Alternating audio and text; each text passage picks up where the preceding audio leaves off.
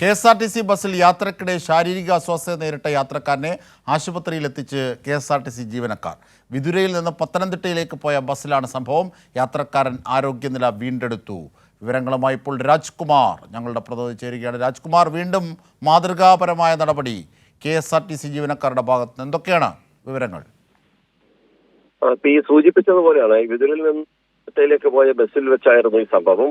ഈ പുനലൂരിൽ അടുത്തെത്തിയപ്പോൾ അവിടെ യാത്രക്കാരനായ രവീന്ദ്രൻ നായർ, 79 വയസ്സുണ്ട് അദ്ദേഹത്തിന് അസ്വസ്ഥത അനുഭവപ്പെടുകയായിരുന്നു. ഉടൻ തന്നെ ഈ KSRTC ബസ്സിലെ ഡ്രൈവർ കൃഷ്ണൻകുട്ടിയും കണ്ടക്ടർ ശ്രീനിവാസ പിള്ളയും ചേർന്ന് ഈ ബസ് നേരെ അടുത്തുള്ള സ്വകാര്യ ആശുപത്രിയിലേക്ക് എത്തിക്കുകയായിരുന്നു. ഇപ്പോൾ യാത്രക്കാരന്റെ ആരോഗ്യനില വീണ്ടെടുത്തിട്ടുണ്ട്. നിലവിൽ മറ്റൊരു ആശുപത്രിയിലേക്ക് മാറ്റാനുള്ള ശ്രമം ഈ യാത്രക്കാരന്റെ ബന്ധുക്കൾ അവിടെ എത്തിച്ചേരുകയും അവരത് ആരംഭിക്കുകയും ചെയ്തിട്ടുണ്ട്.